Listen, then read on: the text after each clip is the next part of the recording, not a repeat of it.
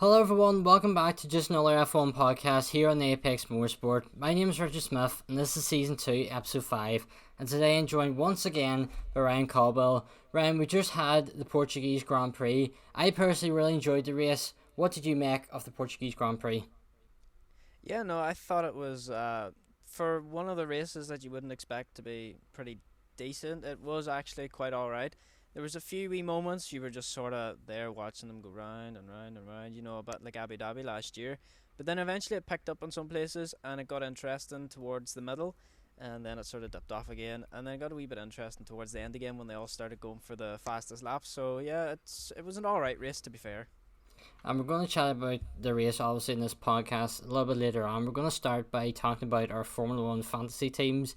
This is something me and you, we have a league set up, and well, let's just say you're dominating it once again. I think the last time you had the top three teams, and it's still the same this time round. I've made a few changes. We'll get into them in a minute. But Ryan, just talk me through your team so far. Have you made any changes, or are you just sticking with what you started the season with? Well, funny enough, the last two races I have it been in my head, right, I need to change up my team because at the minute I'm not happy with how it's set up. But every Friday the teams get locked and I'm like, oh well, too late. But no, I haven't made any changes and my team seems to be going quite well as it stands. It's funny because my best team was is actually down by 12 points compared to the team I made as a joke. So yeah, we'll just have to see how things go towards the end of the season. All three of your teams are in the 400 points. I've only got one team that is what I call my first team, my BWT Racing Aston Force Point of India. It was Racing Point Force India as a Martin joke. It's on 416. That is, if I do quick maths here, it's eight behind your third best team. So I have a little bit of catching up to do. Then my second best team is of 396, and then my world champion team, which, let's be honest, I've just put in, not really going to be changing that because it's full of world champions. They're down in 248. So yeah, Ryan, do you think going forward you'll be making any changes, or are you just going to stick with us for the rest of the season? I think I am going to make a few changes. Hopefully, if I remember to do it this time. Obviously, we've got the Spanish Grand Prix coming up, and normally we can tell who's going to win that one. So I might make a slight change to the order in which I have certain people. I might use my Mega Driver, which I haven't used yet this season. Obviously, you only get to use it once. I might take the opportunity of using those wildcards and get a few changes in before I forget about them once again. But hopefully, yeah, I can get a few more points next week and bump myself up the championship. See, in terms of the Mega Driver, I have a plan, and you can probably steal this now, but I have Hamilton in my World Champions team and my main team. So I'm thinking if he can get on pole on Monaco, I'm gonna use my Mega Driver for Monaco and hope that he can get on pole there, because you know what Monaco's like. It's not really great for overtaking. So I'm not gonna use the next race. The one change I have made, and it's quite funny. It's actually a driver swap that happened last year. I've replaced Sebastian Vettel with Carlos Sainz in my main team. That is the only change I've made. I had taken Vettel out of my World Champions team by accident before. Remember, that was my World Champions team, and replaced him with Leclerc. But Ryan, do you think Carlos Sainz was a good swap for me, or do you think he could maybe get less points above Vettel will do? Well, in the current state that Aston is performing at the minute, as you know, it's a shock for everyone after last year's performance they had. They thought, you know. But anyway, like Aston Martin haven't been performing as well as we thought they were, and all of a sudden Ferrari has got a wee bit of a spring in their step again. So I think definitely that swap from Sebastian Vettel to Carlos Sainz, especially early on in this game, things might change later on in the season, but I highly doubt it as everyone's focused towards that 2022 season. So I think swapping out for that Carlos Sainz was probably the best choice you've made yet. Yeah, we just have to wait and see see if it helps me. I do need something dramatic to happen. We'll start talking about the Portuguese Grand Prix now, and if we go to practice, there was a new driver in the grid Callum Ilott taking part for Alfa Romeo. He was recently announced as their second reserve driver alongside Robert Kubica. He's also been confirmed that he's going to be driving the FP1 in France. Ryan, what did you make of Callum Ilott, and do you think this is his way of proving why he should be in Formula One? There's chat about him getting a Haas seat. Do you think he proved why he should be in the top tier of motorsport? Oh yeah, definitely. I feel as though, from the lower down parts of the grid, you've got, obviously they're not in the most performance based cars, but if you even take the Haas and the Alfa Romeo and the Williams, you know, yes, George Russell is taking the most opportunity he can out of that car, but if you look at the performance that happened this weekend, it shows that a Haas car isn't actually too far, and I think we're going to touch on this a little bit later. But no, I think Callum Ilott, he definitely has a very good chance, and he is proving his point with that FP1 drive. He wasn't that far off the pace of what's normally seen in FP1 times, but to be fair, I thought he did an exceptional drive for all the time he spent in that car, just in that small amount of time. Yeah, he definitely impressed me, and in fact, he finished 17th, so he finished above Mick Schumacher, Nicholas Latifi, and Nikita Mazepin, which for someone like Callum, who he should be in Formula One, he runner up in Formula Two. He decided that he wasn't going to do another season in Formula Two. I think it was due to financial reasons, which is completely understandable. He's earned being drives in FP1 on merit because he's a talented driver. But he beat the person who beat him last year, Mick Schumacher. Obviously, the Alfa Romeo is a slightly faster car than the Haas. And he did look comfortable. He's got 21 laps of racing experience under him. If he can do that same in France, I definitely think you'd be claiming the stake of why he should be in either the Alfa Romeo seat, maybe when Kimi goes, or it's Antonio Giovinazzi in the Ferrari junior team, so maybe they might replace him. But he definitely done enough, in my opinion, to show why he should be in Formula 1, just like he done in Formula 2. But he was down near the bottom of the grid, basically because of the car. But if we go up to the top, it was Mercedes who topped things on Friday in both sessions. I think Bottas the first one, Hamilton the second, or it was the other way around, but it was a Mercedes in first place for both of them sessions, followed by Verstappen on the Saturday. Ryan, did you think seeing Red Bull get quicker over the weekend, that possibly going into the race that they might have been the faster team?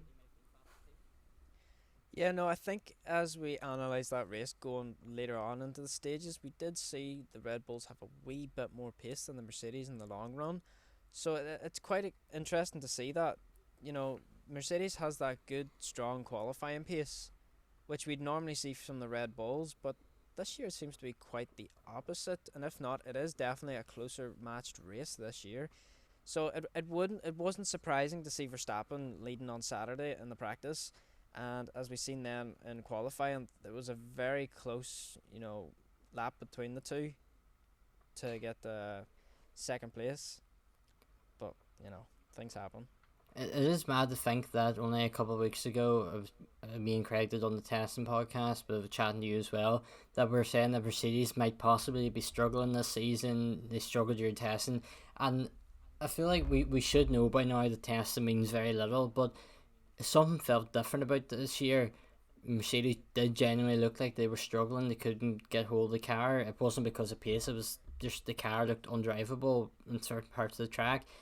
How impressed are you with the way Mercedes have found their problems and combated them and sorted out a car that this weekend looked very comfortable to be leading the race? Yeah, it is. It just shows how strong their engineering side of the grit of the team. It puts together a really good car, but they don't know the faults obviously until you're able to run it on a track, which is where you find the real problems. I don't think they were expecting to come in this season, testing in Bahrain and have all these little teething up problems that they never usually have. Whereas Red Bull just were showing their dominance in testing throughout most of the sessions.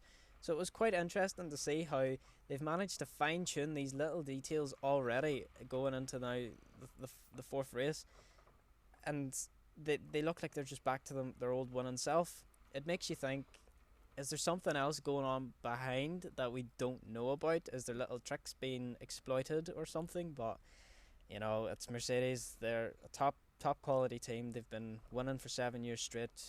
That teething problems isn't a big problem for them. I think they'll just latch onto this again this year.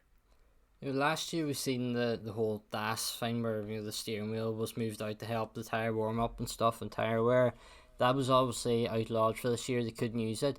But just picking up the point you said there that maybe things are going on behind the scenes, I wonder, with testing being so limited this year and Mercedes having a few problems limited their time running, they didn't really get a chance, or the analysis like Karen Shandog, Anthony Davidson and stuff, they didn't get the chance to look over the footage as much as they probably would have liked to. So do you think there possibly could be something in that car that is legal, because Mercedes are very good at getting things checked out? Do you think they could just be giving them a slight advantage, or do you think that's really just Mercedes know how to build a very good car and there's a few issues that they sorted out, and if the car is now the best out there? Yeah, I think it's just a matter of the fact, Mercedes is that big constructor team, and I think they know what they're doing. If they were trying to pass something through the FIA, I'm pretty sure all the other teams would have found out by now, especially by now, especially Red Bull. Christian's always sniffing around that Mercedes garage to see what he can dig out. But no, I think they've just managed to get on top of those little teething issues compared to something not quite legal but is legal through the loophole system. But yeah. Yeah, that's really where the engineers earn the money, is through the loophole, and I think it'll be interesting next year to see what they can do. But we're getting a little bit sidetracked. We have to get back to this race now, and we'll stick with Mercedes, because if we go to qualifying, it was Valtteri Bottas on pole. I think I've predicted Bottas for pole for every race. I can't exactly remember if I predicted him or not for this one. I hope I did, because that would be another point for me. But yeah, what did you make of Bottas's performance? Do you think that he looked a stronger driver over qualifying, or was it just a case of Verstappen's time got deleted, he couldn't get another lap, and Hamilton had a few problems early on that he just scraped out of the last lap in Q1? Do you think Bottas was just a better driver over the Saturday? I think Bottas was actually the stronger driver over the full weekend, never mind just the Saturday. Apart from later on in the race, at the start of the race, it did seem like he had, not as the preferential treatment that you get at Mercedes if you're out front, but as we know, that doesn't always happen. But I think Bottas seemed to have it switched on this race, whether it was because it's a track that we haven't really visited too much. But I think he really managed to switch it on this weekend, and being that close between him and Hamilton, I think, was it 7/100ths of a second split the two. But when they went in to do their last two final qualifying laps, neither of the two improved on their times, which confuses me more, because normally that would be them flat out getting it pinpoint perfection. Neither Bottas or Hamilton could better their own time they set earlier in the last session of Q3, which it doesn't add up in my head. It makes me think, was there something just not right with the car in that second time out? It's hard to tell, but I think Bottas was definitely the stronger driver over the weekend. At the time you said there was a 7/100ths a second, that was correct, and that was the difference. As I said, Verstappen got one of his times deleted. How much of an impact do you think that had on his qualifying performance?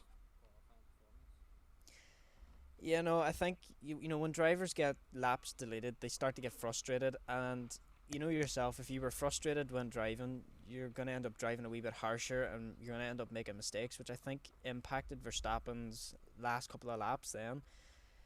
So it's a difficult one to play at, because as we seen last week with Lando, he had a shocker he had an amazing lap, but he just went a wee bit wide off track, and he was so gutted. He was sitting up in P3, I think it was, to start the race. It was one of those things where you felt you've done it, and then everything falls. But then he came back stronger in the race, whereas we seen Max, he did come back, but then he did start to fall a little bit in pace, which I couldn't quite understand. Maybe that was just something to do with the tyres at the time or their strategy, but it's hard to tell.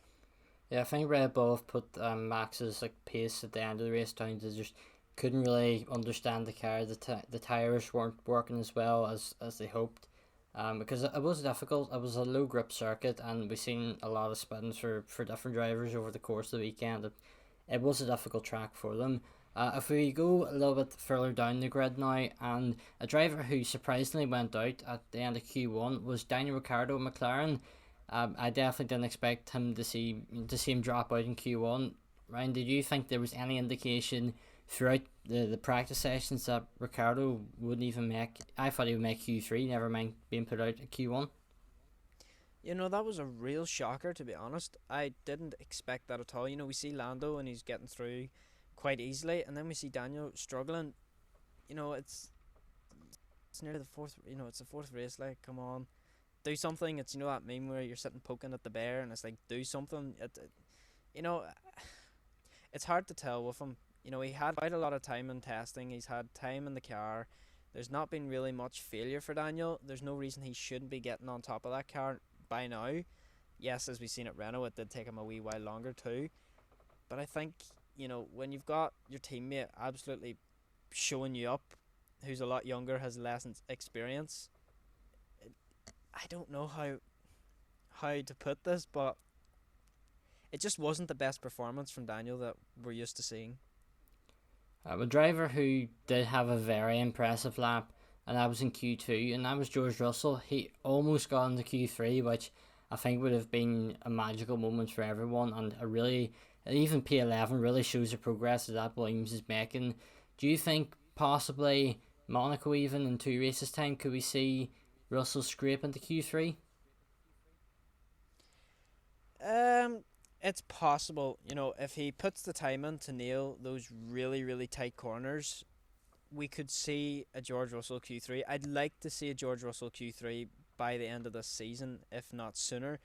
He does deserve to get that Williams up in there, just to see how he fares out when he has a lot more of a clear track, when there's only 10 on the grid instead of 15 when he's in Q2. So it'd be quite interesting indeed. One driver who did have a poor qualifying performance but had a spectacular race, and that was Fernando Alonso.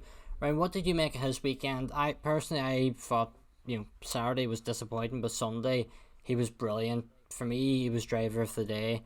Do you think he got what he deserved after the poor qualifying performance, or do you think that a couple more laps and he could have been even further up?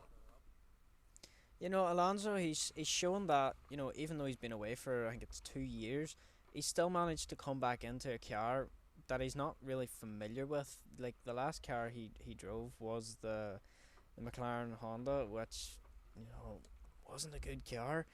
And he's come in and he's, fresh-minded. He's out there. He's beaten even Sebastian Vettel, who's been in the sport still for those 2 years that he's been away. And it just goes to show that experience doesn't just fade away. I definitely think, come qualifying, he didn't have the best of performance and the best strength. But come the race, I think he really put his experience to use and made some fantastic moves. At the start of the race, we seen a driver who Fernando made his Formula 1 debut alongside. That was Kimi Räikkönen.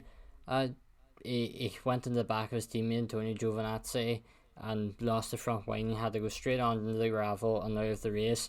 Really disappointed to see Kimi go out, because I thought Kimi was going to be a contender for points because he's been impressive. Obviously, he got the points. He lost the points in the last race.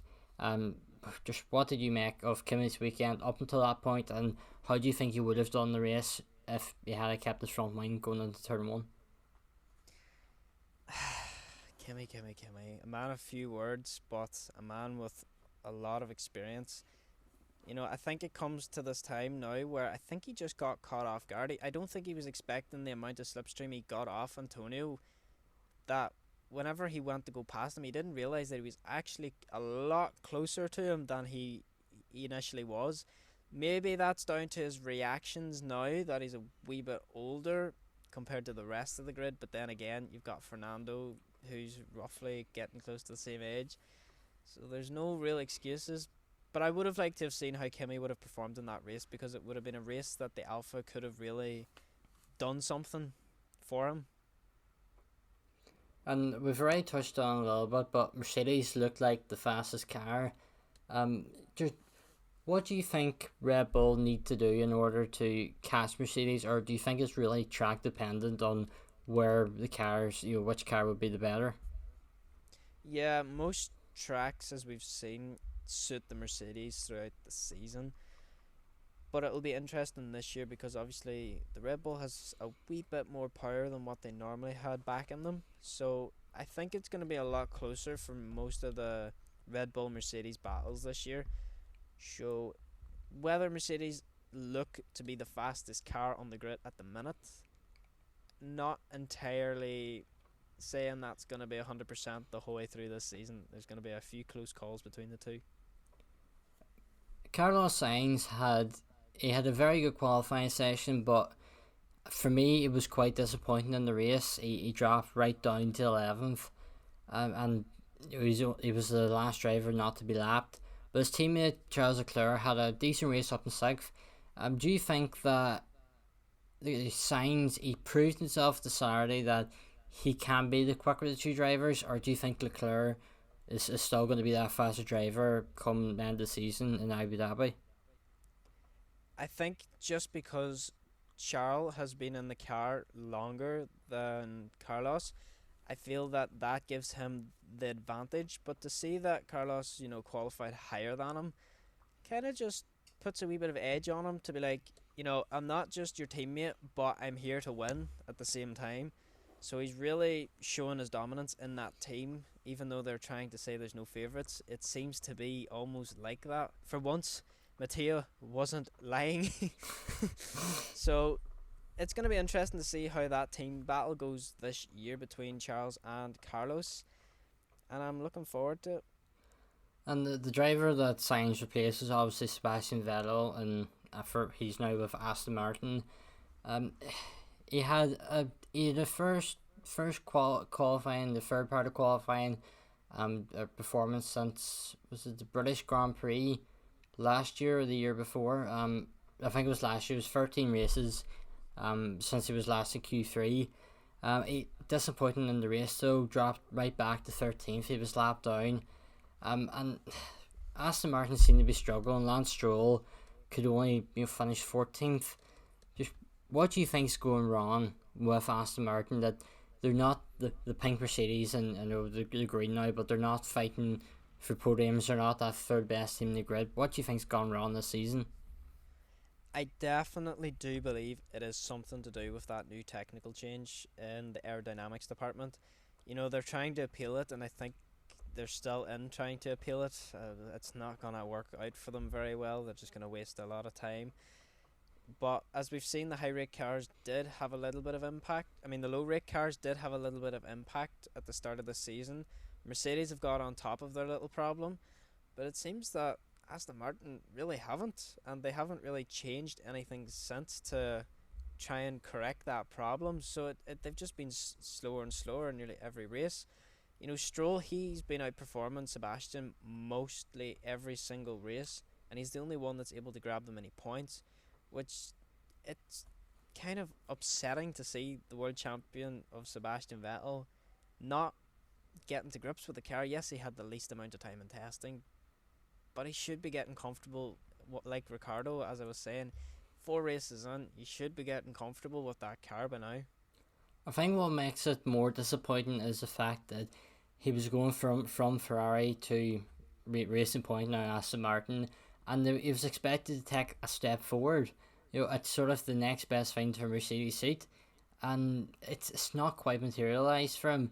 I do think later on in the season that once the big problem they have is last year they were so engrossed for the protest over their cars that they want to try to prove that wrong, that they're now putting all their effort into trying to prove that every other team there's a problem and their car is perfectly fine and everyone else's is breaking the rules, that it's distracting them from the actual performance gains. And we don't know, Aston Martin could turn up next season with the fastest car in the grid, which is entirely possible. They're putting a lot of money in. They're making a lot of changes to the factory, the brand new factory. I was up at Silverstone a few weeks ago, and it used to be hidden under Racing Point. There was trees everywhere. You couldn't see anywhere near the factory, and now you can go right up to the gate and see it clearly. If you were there at the right time, you would probably see the drivers go in and out.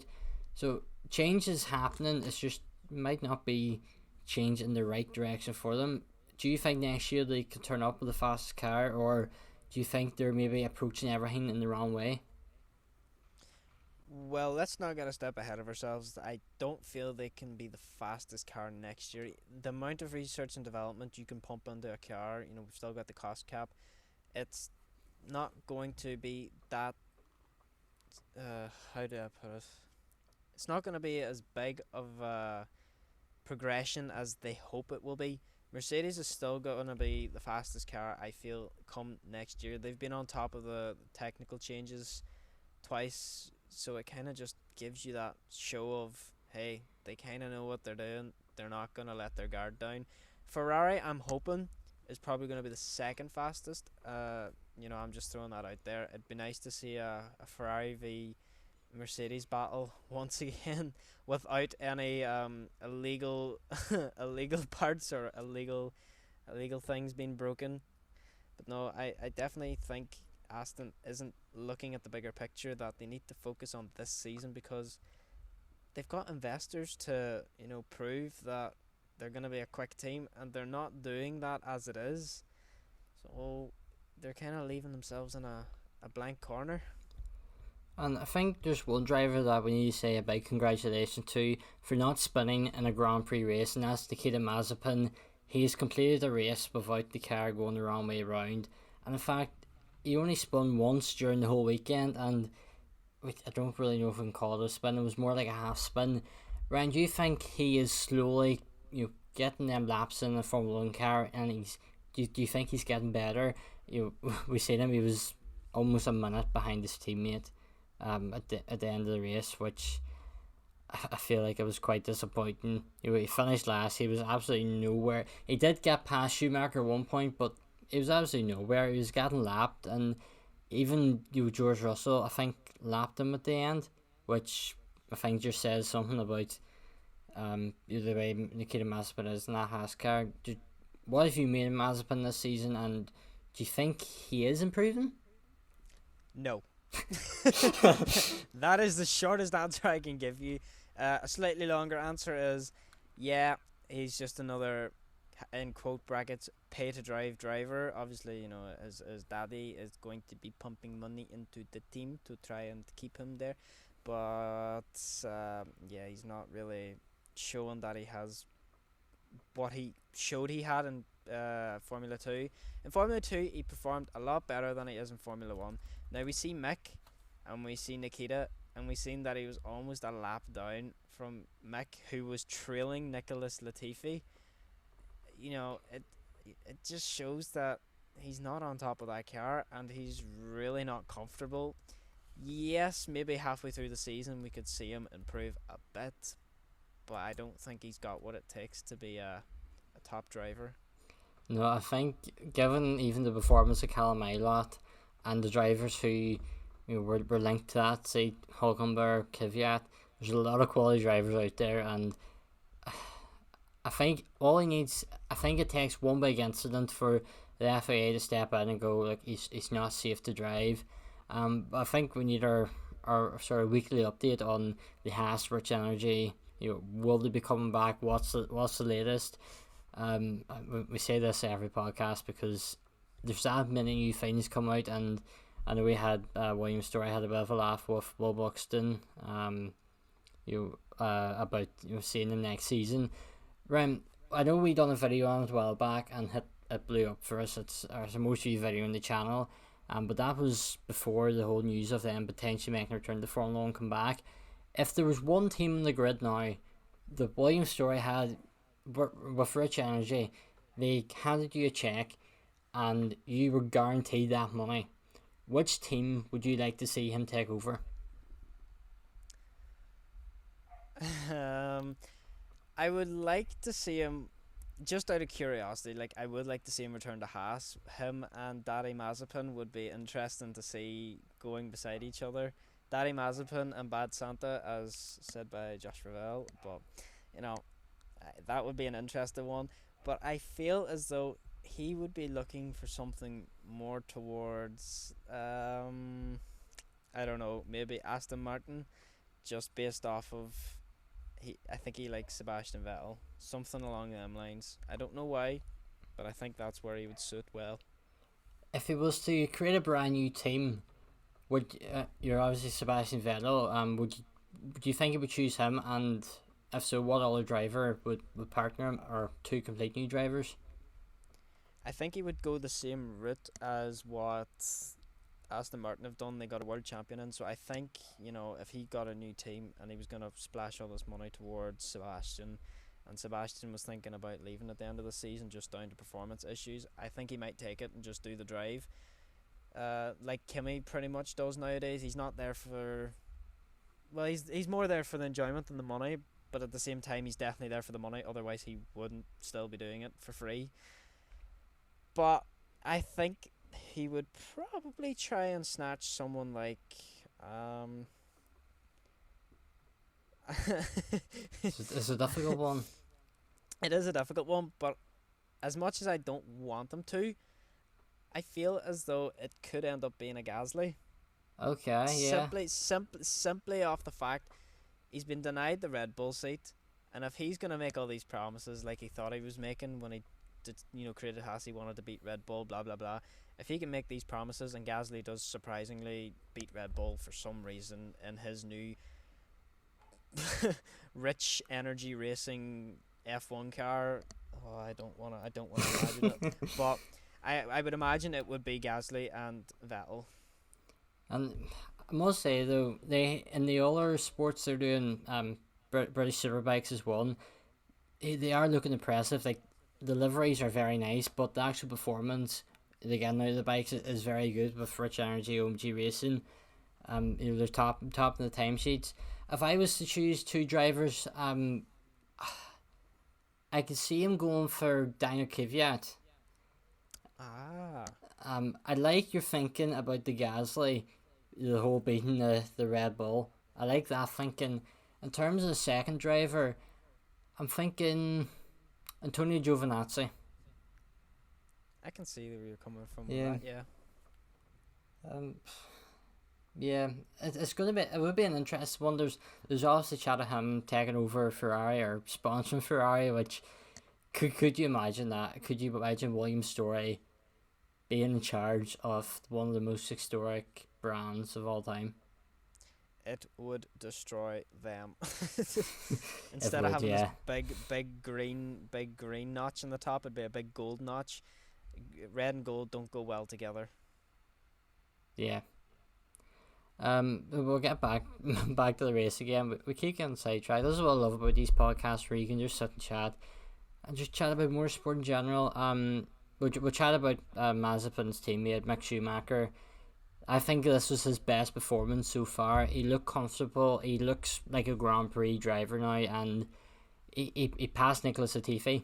I think that's really all you have to say. That he's sort of, for me, he's got into the sport quicker than I thought. Not getting the Formula 1 quicker than he should have. I mean, like in terms of getting used to the series, because he always, the first time he does a series he struggles, and the following year he always improves. We've seen that in Formula 2.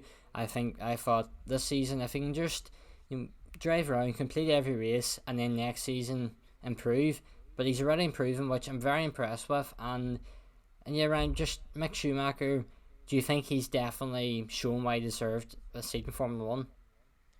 If Matteo Binotto was Louis Walsh from the X Factor, he would say, you look like an F1 driver, you sound like an F1 driver, you know what, you're an F1 driver, I'm putting you through to Ferrari.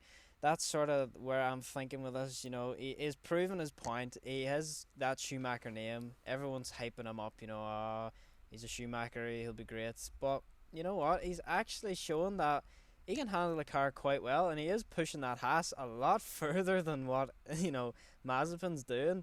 So in a way, I feel as though he's sort of serving his purpose at that team, and he's proving the name well. Yeah, to be honest, for the races so far, I haven't once, who sat, watched him and thought, oh, that's Michael's son. I think he's doing everything in his own right to deserve that spot, and for me, he has been very impressive. We'll get on to a little bit of Formula 1 news now to round out the podcast before we get into predictions. So that's your warning round to start thinking, because we always forget about them, and then it's the last one to scramble to sort them out, and I pull out a Charles Leclerc to win from P16 in the grid or something like that. I might actually say that this time round. When the sprint races have been confirmed, Silverstone is going to be the first one for the British Grand Prix. Hopefully, fingers crossed, fans can attend, because I have tickets for it, and hopefully I can go, because I think it would be great to experience a bit of history in Formula 1. First time that there's going to be sort of 2 races over a weekend. I have to be careful. It's not 2 races. It's one is sprint qualifying, one is a race. The qualifying that we know on a Saturday is being moved to the Friday. There's only one practice session, which is quite interesting. Oh, there's 2, but one practice session on a Friday. Then there's the qualifying that will set the grid for the sprint qualifying on the Saturday. But between qualifying and the sprint qualifying, there's a free practice 2, which seems quite pointless because all the cars have been parked for me. And then on the Sunday, there is the Grand Prix as normal. It's quite confusing. It's not what people sort of expected. People thought that sprint qualifying or the normal qualifying session was set to grid for Sunday. Brian, do you think that is the direction they should have took, or do you like the format that they've come up with? No, I do think that it's going to be an interesting one. It's only going to be for 3 races this year. So I think it is definitely one of those things. If you don't try it, you don't know if you don't like it. So it'll be interesting to see how things go this year. But yeah, I do think it's going to be interesting how the format will actually play out in terms of, will it favour the drivers at any stage, or will it favour the teams more? Over the sport itself, will it bring in more people to watch on the Friday, which most people's going to be at work anyway, so it kind of defeats the whole purpose. So I don't know. Let's just hope that it goes well, and I don't want to see it all the time in the future, but I do think having them as a special event for certain tracks, maybe switch it up every year, have it maybe, so it's going to be 3 this year, so maybe if they stretched it to 5 out of, maybe they've 23 or 24 races, I don't know what they're going to do next year, but if they have maybe 5 and then they rotate it each year, that'll keep things a wee bit interesting, and I think it'll keep track owners happy as well, that they get this one special event every so often. So it'll be an interesting format to see how it plays out. Yeah, I definitely think that it shouldn't be every race, because you imagine a sprint qualifying and a Grand Prix in Monaco. The whole point of Monaco Grand Prix is the Grand Prix is pretty much on the Saturday for qualifying. Whoever gets a pole most likely is going to win the race, unless you're Daniel Ricciardo and your engine blows up. But I think it's worth trying. We tried as a knockout qualifying, which it got its haters. I personally wasn't a huge fan of it, but it was okay. It was enjoyable to watch, and I think they should bring it back for one race just to annoy Craig, because I know how much he hates that. But yeah, it needs to be in tracks that you can have a lot of overtaking, unless you make the qualifying on the Friday for the Grand Prix on the Sunday. And I think, picking up your point about people being at work, I think that could have been one of the deciders of why the qualifying on the Friday is only for the Saturday, because qualifying for Grand Prix always happens on a Saturday. That's the way things are, and I think they need to keep the Grand Prix itself to be the big event, because you go to Silverstone, you're going to watch the British Grand Prix, not the British Grand Prix Race 2, the feature race if it's in Formula 2 world. It's not the same. The sprint qualifying, you're not going to have the red arrows flying by, you're not going to have the national anthem on the grid, you're not going to have the drivers' parade. That's all safe for the Sunday, and we don't know if that's even going to happen this year, if there's fans or not, because I don't think it really happened last year. They definitely couldn't have a drivers' parade around an empty track. But I think, yeah, it needs to be kept on tracks that are good for overtaking, have a lot of history. It would be great to see it in Spa, and I think it's going to be happening in Monza in Brazil. Them sort of tracks would make it quite interesting. Maybe it's worth trying on the new tracks if we see after this year that they are good for overtaking. Portimao, I think last year topped for the most overtakes, although that was really into turn one. For sprint qualifying, that could be quite interesting. I don't even, I think it's an Ireland race max. You imagine that limited laps, overtaking constantly round into turn one. It could be interesting. And I know I'm rambling on here, but I think the main issue I have, and I think it's either going to be a good thing or a bad thing, depending on what happens for your favourite drivers. If you're in sprint qualifying and you crash out of turn one, that's you starting at the back of the grid. Whereas you might be in pole. Lewis Hamilton could be in pole position going into turn one. He collides with Valtteri Bottas. Both of them are out starting at the back of the grid. That's what could make it interesting and really shake up the grid for Sunday. But then again, you're not going to get George Russell going, P11. He could in the race, but he mightn't have enough laps because the main reason why they climb up the grid is due to reliability. If I very quickly, 3 tracks for next season that you like to see sprint qualifying on? Next year? Yeah.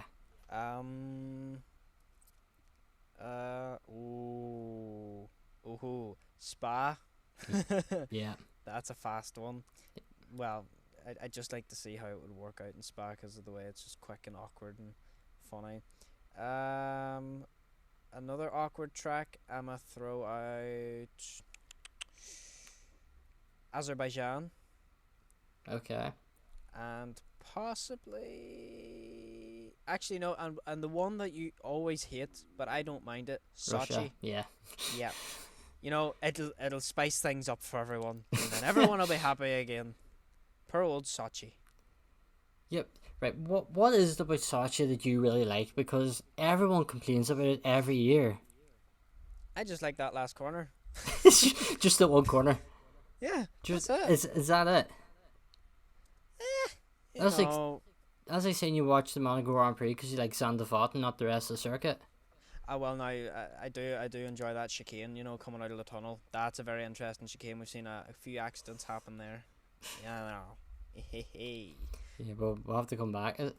Sochi is on the calendar this year, isn't it? I think it is. Yeah. Yes, It should be. It's the, let me count here. It's the 1st, 2nd, 3rd, 4th, 5th, 6th, 7th, 8th, 9th, 10th, 11th, 12th, 13th, 14th, the 14th race on the calendar. So we've 10 more to go. Well, hopefully, Bassage, it could be your turn for the podcast. We'll have to get you on for that one because you have to explain yourself why after sitting watching there's 50, 60 laps of racing that weren't great, why you enjoyed it so much. Look, you literally come out of turn 15, which is almost at a right angle. You go down to turn 16, which is a right angle. You go into turn 17, which is a right angle. You go into turn 18, is a right angle. And then you got this big ass straight from going into turn 1 and straight into a tight ass corner into corner 2. That's what's interesting to me about it. I think it's this year it might be a wee bit more interesting because cars are going to be a wee bit closer. So that's what I like about it. Well, if it's a boring race, we can blame it on you and get everyone hyped up this early on for the Russian Grand Prix. Yes. That isn't actually the Russian Grand Prix because they're not allowed to play the national anthem or use the flag. So we'll have to wait and know what that's going to be called. We'll very quickly round up the rest of the news here. Pat O'Ward, spoiler alert, if you're any IndyCar fans and haven't caught up with last weekend's racing, Pat O'Ward won his first IndyCar race, and Zach Brown previously said that if he won an IndyCar race this season, he would be in the McLaren at the end of the Abu Dhabi Grand Prix for testing. He said he would honour that. Ryan, Pat O'Ward, I know you're not the biggest fan of IndyCar and haven't really followed him too much, but do you think it's good that after the latest criticism about Colton Herta not getting his chance in Formula 1 and IndyCar, Formula 1 divide, do you think it would be a good thing to see a potential IndyCar champion coming to Formula 1 as part of testing? As we've seen, Formula 1 drivers go to IndyCar, but how often do you see IndyCar come to Formula 1? Exactly. So I think this is definitely something that's needed for the sport, the crossover. It'll definitely get more people who watch IndyCar to watch Formula 1 and vice versa if, things happen. Oh, well, if he's come from that sport, he's done well. Let's check out that sport, and then vice versa. Oh, he's done well in IndyCar. He's going to Formula One. Let's watch that. I think it's going to help in both ways. I think having that, it's definitely the right move. And fair play for Zach. He's honouring something that he made a bet on. I think there might be a bet going on between him and Daniel. I can't remember what it was. Pearson, I think it was, or it was something. Obviously, the tattoo was Sarah Bitbull. Yeah, it could be interesting to see what happens. Oh wait, no, there. it's to drive one of his cars or something, isn't it? That is also something. Another thing that I was mentioned on the commentary, the NBC, the American IndyCar coverage, whoever has the rights there, they're all weird letters. They said that Lando Norris was watching the IndyCar race with Zach Brown, who, when questioned whether or not you could see Lando taking part in the Indy 500, he responded saying, wheels are turning. So, what Lando Norris in IndyCar, do you think he could be potentially McLaren's hope for a triple crown? Because Alonso didn't exactly get that. He is very close to it, but if he's in Formula 1, he's not going to do that, especially with Alpine. Lando could be that person, to be honest. He did the virtual, I think it was the virtual IndyCar. Yeah. So he's definitely got his name in there somewhere in the mix. So things could be happening we just don't know about yet. Yeah, we just have to watch out for Sebastian Bourdais, that he doesn't hit him and cause a controversy like they did in that sim race.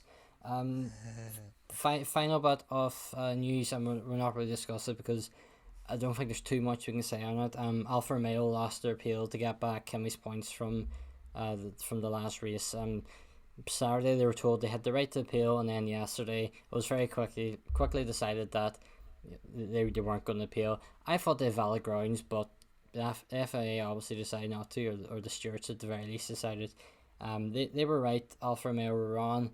Ryan, predictions time. I think we'll start off with pole position. Who you reckon's going to get this time round? Pole Verstappen. Okay, that's a bold shout. I'm going to go for Lewis Hamilton. That would be pole 100. Mm-hmm. I think he's going to... I would like him to break it this weekend, but I think it would be something special about him breaking it in Monaco. I think that would be nice. Oh, there really would.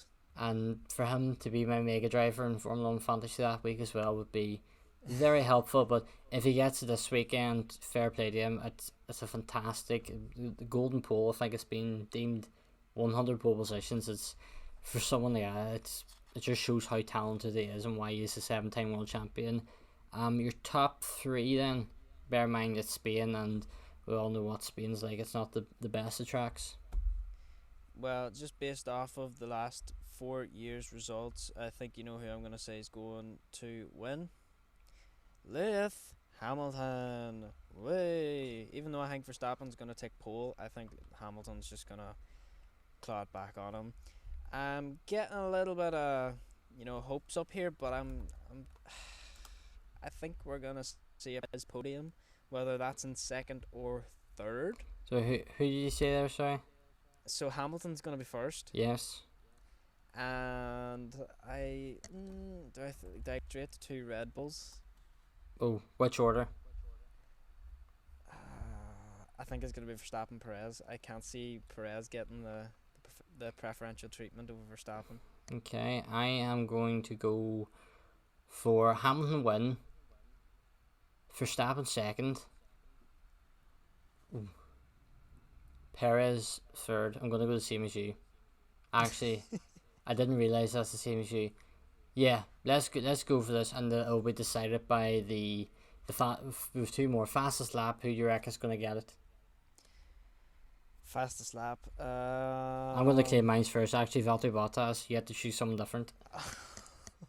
I was just about to say, well, if Hamilton and Verstappen's going to be battling out, then that means it leaves them short not to pit for the fastest lap. So I was going to say Bottas. But, okay, go for Bottas, and we'll have it decided. No. We'll go Mixie. I think Lando has a chance. Sticking Yeah. on Lando. I was going to say Lando before I realised that it means that Bottas has to be further down and can pit for fresh tyres when he's 30 Yeah. seconds ahead of the rest, or the cars behind him at least. Okay, final sort of prediction. It's not really a prediction, but wild card surprise moment that you think is going to happen that you wouldn't necessarily see. Just anything. Well, last year this isn't what I'm going with. But last year we seen Stroll finished in P4, so anything really can happen. But that was obviously, they had the advantage of speed and stuff. But I think, ooh, ooh, I think Esteban Ocon's gonna be almost in that top five. Okay, I'm gonna go for one of the top three to have that a comeback drive, either have to start down the back of the grid or crash out early on and have to climb the way through. So it'll be one of the podium three. If I had to say anyone, it would be Sergio Perez. Yeah, Sergio's just a strong driver for the race. He is. Ryan, any final thoughts before we end out this podcast? Russell for Q3, boys. Oh, that's a bold shout. I'm joking. And well, we usually, for me and you doing the podcast, what position is Pierre Gasly going to finish? Ah, yes, Pierre. Let me have a wee think here. So in Portugal, he finished in 10th.